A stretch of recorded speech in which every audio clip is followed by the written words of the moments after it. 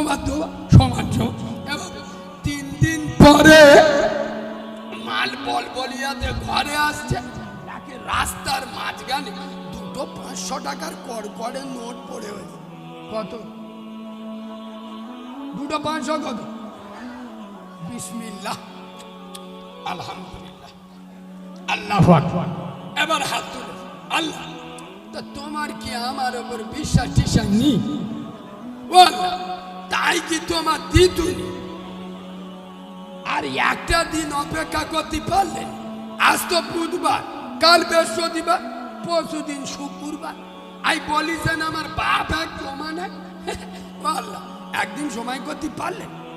মালটা হাতে পেয়ে আগে নিজেরটা কেটে লেছে।